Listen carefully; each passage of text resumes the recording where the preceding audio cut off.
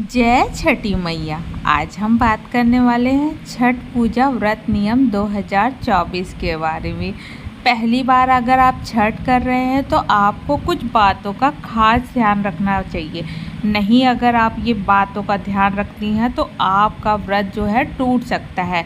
तो कौन कौन सी वो खास बातें हैं, कौन सी वो नियम है जिसे आपको छठ पूजा के दौरान फॉलो करना चाहिए। तो चलिए वीडियो स्टार्ट करते हैं और आपको सारी जानकारी देते हैं।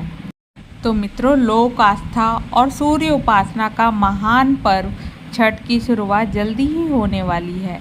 छठ पूजा का व्रत सबसे कठिन व्रत में से एक माना जाता है। इस व्रत में महिलाएं पूरे 36 घंटे तक निर्जला उपवास करती हैं। यह व्रत विशेष रूप से उत्तर भारत और बिहार में किया जाता है। इस व्रत में भगवान सूर्य और छठी मैया की पूजा की जाती है।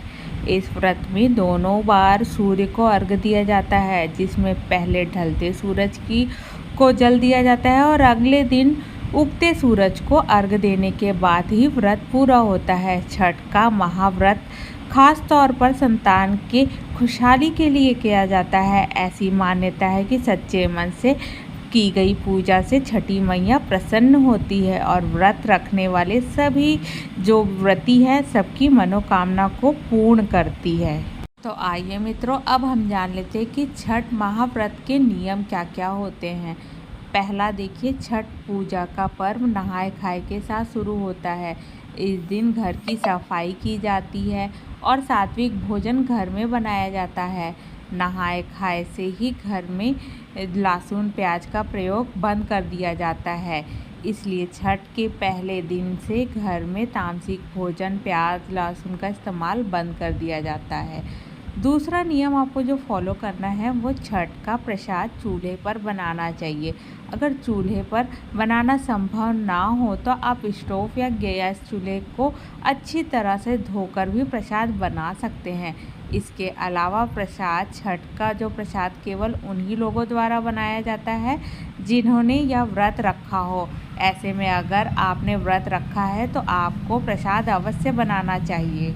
और अगर मित्रों, अगर आप पूरा प्रसाद नहीं बनाना चाहते तो आप कम से कम थोड़ा सा सहायता ज़रूर करें प्रसाद बनाने में। इस बात का भी ध्यान रखें कि प्रसाद बनाते समय स्वच्छता और शुद्धता का पालन होना चाहिए।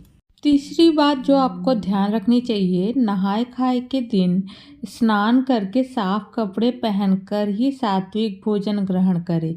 व्रत रखने वाली महिलाएं जमीन पर सोएं।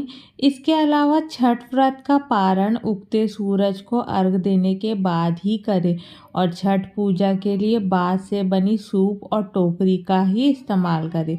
तो बस मित्रों, ये छोटी छोटी बातें हैं जो आपको ध्यान रखना है। आपका जो छठ पूजा है बहुत सफल तरीके से संपन्न हो जाएगा।